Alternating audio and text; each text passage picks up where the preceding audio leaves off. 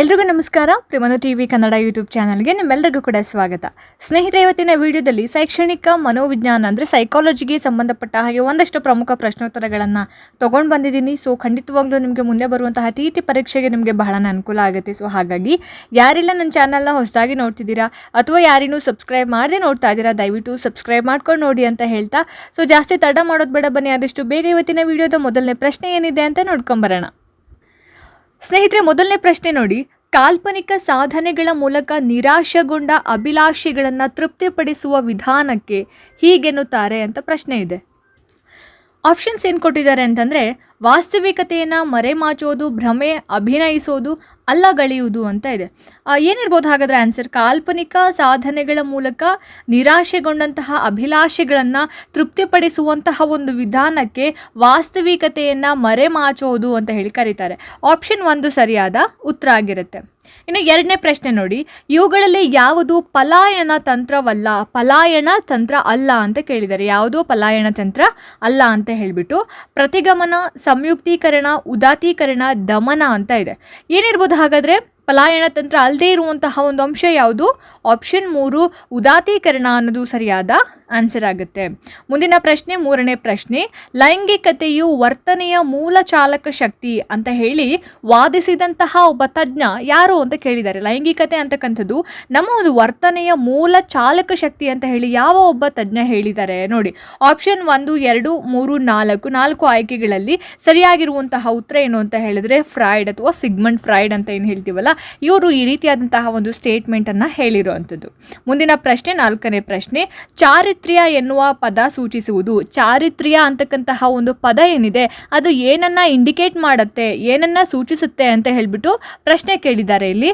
So ಆಯ್ಕೆಗಳು ನೋಡಿ ಈ ರೀತಿಯಾಗಿದೆ. ದೈಹಿಕ ಲಕ್ಷಣಗಳು ಮಾತ್ರ, ಸಂವೇಗಾತ್ಮಕ ಲಕ್ಷಣಗಳು ಮಾತ್ರ, ಎಲ್ಲ ವ್ಯಕ್ತಿತ್ವ ಲಕ್ಷಣಗಳು, ನೈತಿಕ ಲಕ್ಷಣಗಳು ಮಾತ್ರ ಅಂತ ಇದೆ. ಸೊ ನಾಲ್ಕನೇ ಪ್ರಶ್ನೆಗೆ ಸರಿಯಾಗಿರುವಂತಹ ಉತ್ತರ ಆಪ್ಷನ್ 4 ನೈತಿಕ ಲಕ್ಷಣಗಳು ಮಾತ್ರ ಅನ್ನೋದು ಸರಿಯಾಗಿರುವಂತಹ ಉತ್ತರ ಆಗಿರುತ್ತೆ. ಐದನೇ ಪ್ರಶ್ನೆ ನೋಡಿ, ನಿರ್ದಿಷ್ಟ ಲಕ್ಷಣಗಳ ರೂಪದಲ್ಲಿ ವ್ಯಕ್ತಿತ್ವವನ್ನು ವಿಶ್ಲೇಷಿಸುವ ಮತ್ತು ವರ್ಣಿಸುವ ಉಪಕ್ರಮಕ್ಕೆ ಡ್ಯಾಶ್ ಉಪಕ್ರಮ ಎಂದು ಹೆಸರು. ಪ್ರಶ್ನೆ ಇನ್ನೊಂದ್ಸಲ ನೋಡಿ, ನಿರ್ದಿಷ್ಟ ಲಕ್ಷಣಗಳ ರೂಪದಲ್ಲಿ ವ್ಯಕ್ತಿತ್ವವನ್ನು ವಿಶ್ಲೇಷಣೆ ಮಾಡುವಂತಹ ಹಾಗೆ ವರ್ಣಿಸುವಂತಹ ಒಂದು ಉಪಕ್ರಮಕ್ಕೆ ಯಾವ ರೀತಿಯಾದಂತಹ ಒಂದು ಉಪಕ್ರಮ ಅಂತ ಹೇಳ್ತಾರೆ ಅಂತ ಪ್ರಶ್ನೆ ಇದೆ. ಆಪ್ಷನ್ 1, 2, 3, 4 ಆಯ್ಕೆಗಳಲ್ಲಿ ಸರಿಯಾಗಿರುವಂತಹ ಉತ್ತರ ಏನಪ್ಪ ಅಂತ ಹೇಳಿದ್ರೆ ಆಪ್ಷನ್ 2 ಪ್ರರೂಪ ಅನ್ನೋದು ಸರಿಯಾದ ಆನ್ಸರ್ ಆಗುತ್ತೆ. ಮುಂದಿನ ಪ್ರಶ್ನೆ, ಆರನೇ ಪ್ರಶ್ನೆ ನೋಡಿ, ಇಲ್ಲಿ ಈ ರೀತಿ ಇದೆ. ಆತ್ಮ ಸಾಕ್ಷಾತ್ಕಾರದ ಅರ್ಥ ಇದಾಗಿದೆ. ಆತ್ಮ ಸಾಕ್ಷಾತ್ಕಾರ ಅಂತ ಹೇಳಿದ್ರೆ ಏನು ಅರ್ಥವನ್ನು ಕೊಡುತ್ತೆ ಅಂತಕ್ಕಂಥದ್ದು ನೋಡಿ. ಇಲ್ಲಿ ಆಯ್ಕೆಗಳನ್ನು ನೀವು ಸ್ಕ್ರೀನ್ ಮೇಲೆ ನೋಡ್ತಿದ್ದೀರಿ ಅಲ್ವಾ, ನಾನು ಆಯ್ಕೆ ಓದೋದಿಲ್ಲ, ನೀವು ಓದ್ಕೊಳ್ಳಿ. ಸರಿಯಾಗಿರುವಂತಹ ಉತ್ತರ ಏನು ಹಾಗಾದರೆ? ಆತ್ಮ ಸಾಕ್ಷಾತ್ಕಾರತೆ ಅಥವಾ ಆತ್ಮ ಸಾಕ್ಷಾತ್ಕಾರದ ಅರ್ಥ ಏನು ಅಂತ ಹೇಳಿದ್ರೆ ಆಪ್ಷನ್ 3 ತನ್ನಲ್ಲಿ ಇರುವಂತಹ ಅಂತಹ ಸತ್ವಗಳನ್ನು ಸಾಧ್ಯವಾದಷ್ಟು ಗರಿಷ್ಠ ಮಟ್ಟದವರೆಗೆ ಅಭಿವ್ಯಕ್ತಗೊಳಿಸೋದನ್ನು ನಾವು ಆತ್ಮ ಸಾಕ್ಷಾತ್ಕಾರ ಅಂತ ಹೇಳಿ ಕರಿತೀವಿ ಅಂತ. ಸೊ ಆಪ್ಷನ್ 3 ಇಲ್ಲಿ ಸರಿಯಾಗಿರುವಂತಹ ಉತ್ತರ ಆಗಿರುತ್ತೆ. ಮುಂದಿನ ಪ್ರಶ್ನೆ ನೋಡಿ, ಏಳನೇ ಪ್ರಶ್ನೆ, ಒಂದು ನೈಜವಾದ ಸಮಸ್ಯೆ ಸನ್ನಿವೇಶದಲ್ಲಿ ವ್ಯಕ್ತಿ ಹೇಗೆ ವರ್ತನೆ ಮಾಡ್ತಾನೆ ಅನ್ನೋದನ್ನು ಅಧ್ಯಯನ ಮಾಡೋದಕ್ಕೆ ಸೂಕ್ತವಾದದ್ದು ಯಾವುದು? ಅಂದರೆ ಒಂದು ನಿಜವಾದ ಸನ್ನಿವೇಶದಲ್ಲಿ, ನೈಜ ಸಮಸ್ಯೆ ಸನ್ನಿವೇಶದಲ್ಲಿ ಒಬ್ಬ ವ್ಯಕ್ತಿ ಯಾವ ರೀತಿ ಬಿಹೇವ್ ಮಾಡ್ತಾನೆ ಅನ್ನೋದನ್ನು ನಾವು ಏನು ಸ್ಟಡಿ ಮಾಡ್ತೀವಲ್ವಾ, ಸ್ಟಡಿ ಮಾಡೋದಕ್ಕೆ ಸೂಕ್ತವಾಗಿರುವಂಥದ್ದು ಯಾವುದು ಅಂತ ಕೇಳಿದ್ದಾರೆ.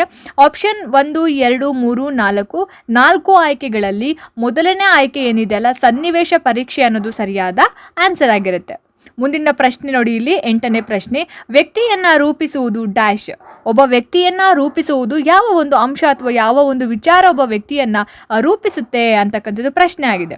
ಆಪ್ಷನ್ 1, 2, 3, 4 ಆಯ್ಕೆಗಳಲ್ಲಿ ಸರಿಯಾಗಿರುವಂತಹ ಆಯ್ಕೆ ಏನಪ್ಪ ಅಂತ ಹೇಳಿದ್ರೆ ಆಪ್ಷನ್ 4 ಅನುವಂಶೀಯತೆ ಮತ್ತು ಪರಿಸರ ಏನಿದೆ ಒಬ್ಬ ವ್ಯಕ್ತಿಯನ್ನು ರೂಪಿಸುವಂತಹ ಪ್ರಮುಖ ಅಂಶಗಳು ಅಂತ ಹೇಳ್ಬೋದು. ಅನುವಂಶೀಯತೆ ಹಾಗೆ ಸುತ್ತಮುತ್ತಲಿನ ಪರಿಸರ. ಮುಂದಿನ ಪ್ರಶ್ನೆ, 9ನೇ ಪ್ರಶ್ನೆ, 10 ವರ್ಷಕ್ಕಿಂತ ಕಡಿಮೆ ವಯಸ್ಸಿನ ಮಕ್ಕಳ ಸಂವೇಗಾತ್ಮಕ ಮನೋಗ್ರಂಥಿಗಳನ್ನು ಅಧ್ಯಯನ ಮಾಡಲು ಸೂಕ್ತವಾದ ಪರೀಕ್ಷಣ ಯಾವುದು ಅಂತ ಪ್ರಶ್ನೆ ಕೇಳಿದ್ದಾರೆ. ಸೊ ಆಪ್ಷನ್ 1, 2, 3, 4 ಆಯ್ಕೆಗಳಲ್ಲಿ ಸರಿಯಾಗಿರುವಂತಹ ಉತ್ತರ ಆಪ್ಷನ್ 2 C80 ಅನ್ನೋದು ಸರಿಯಾಗಿರುವಂತಹ ಉತ್ತರ ಆಗಿರುತ್ತೆ.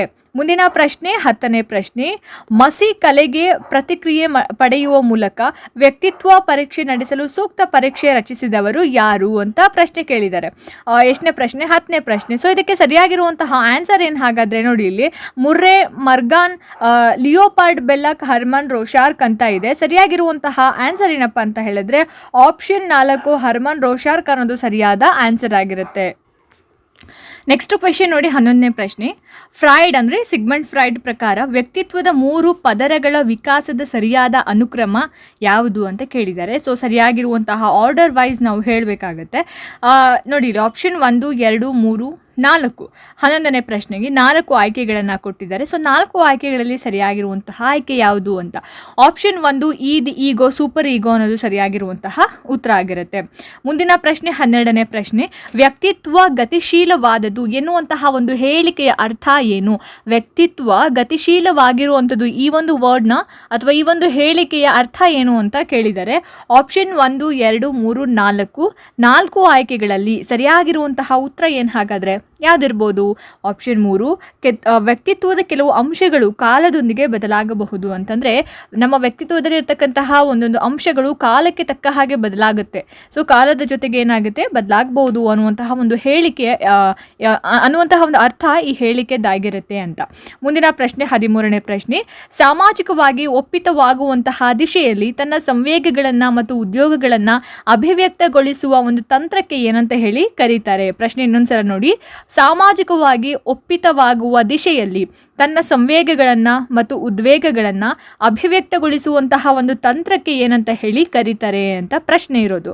Option 1, option 2, option 3, option 4. 4 ಆಯ್ಕೆಗಳಲ್ಲಿ ಸರಿಯಾಗಿರುವಂತಹ ಉತ್ತರ ಏನು ಅಂತ ಹೇಳಿದರೆ ಆಪ್ಷನ್ 2 ಉದಾತ್ತೀಕರಣ ಅನ್ನೋದು ಸರಿಯಾದ ಆನ್ಸರ್ ಆಗುತ್ತೆ.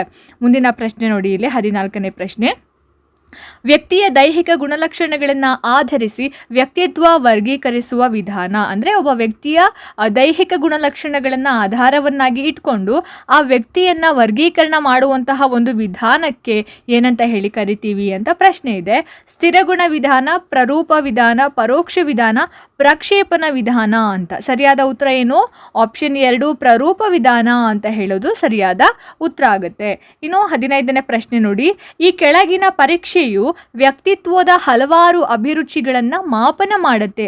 ಅಂದರೆ ಈ ಕೆಳಗೆ ಕೊಟ್ಟಿರುವಂತಹ ಈ 4 ಪರೀಕ್ಷೆಗಳಲ್ಲಿ ಯಾವ ಪರೀಕ್ಷೆ ವ್ಯಕ್ತಿತ್ವದ ಬೇರೆ ಬೇರೆ ಅಭಿರುಚಿಗಳನ್ನು ಮಾಪನ ಮಾಡುತ್ತೆ ಅಂತ ಪ್ರಶ್ನೆ ಕೇಳಿದ್ದಾರೆ. ಆಪ್ಷನ್ 1, 2, 3, 4. 4 ಆಯ್ಕೆಗಳಲ್ಲಿ 3ನೇ ಆಯ್ಕೆ ಇದು ಸರಿಯಾಗಿರುವಂತಹ ಉತ್ತರ. SVIB ಈ ಒಂದು ಪರೀಕ್ಷೆ ಏನಿದೆ ಒಬ್ಬ ವ್ಯಕ್ತಿಯ ವ್ಯಕ್ತಿತ್ವದ ಹಲವಾರು ಅಭಿರುಚಿಗಳನ್ನು ಮಾಪನ ಮಾಡ್ತಕ್ಕಂತಹ ಒಂದು ಪರೀಕ್ಷೆ ಆಗಿರುತ್ತೆ. ನೋಡಿದ್ರಲ್ಲ ಸ್ನೇಹಿತರೆ, ಇದಾಗಿತ್ತು ಇವತ್ತಿನ ಶೈಕ್ಷಣಿಕ ಮನೋವಿಜ್ಞಾನಕ್ಕೆ ಸಂಬಂಧಪಟ್ಟ ಹಾಗೆ ಒಂದಷ್ಟು ಪ್ರಮುಖ ಪ್ರಶ್ನೋತ್ತರಗಳು. ಐ ಹೋಪ್ ಈ ವಿಡಿಯೋ ನಿಮಗೆ ಇಷ್ಟ ಆಗಿದೆ ಅಂತ ಭಾವಿಸ್ತೀನಿ. ಇಷ್ಟ ಆಯಿತು ಅಂತಂದರೆ ದಯವಿಟ್ಟು ಲೈಕ್ ಮಾಡಿ, ಶೇರ್ ಮಾಡಿ, ಹಾಗೆ ನಿಮ್ಮ ಅನಿಸಿಕೆ ಅಭಿಪ್ರಾಯಗಳೇನೇ ಇದ್ರೂ ಕೂಡ ನನಗೆ ಕಮೆಂಟ್ ಸೆಕ್ಷನಲ್ಲಿ ತಿಳಿಸಿ ಅಂತ ಹೇಳ್ತಾ, ಇದೇ ರೀತಿ ಹೆಚ್ಚಿನ ವೀಡಿಯೋಸ್ಗಳಿಗೋಸ್ಕರ ನಿರಂತರವಾಗಿ ನನ್ನ ಚಾನಲನ್ನು ನೋಡ್ತಾ ಇರಿ. ಮುಂದಿನ ವೀಡಿಯೋಸ್ಗಳಲ್ಲಿ ನಾನು ನಿಮಗೆ ಸಿಗ್ತೀನಿ. ಅಲ್ಲಿ ತನಕ ಎಲ್ರಿಗೂ ನಮಸ್ಕಾರ.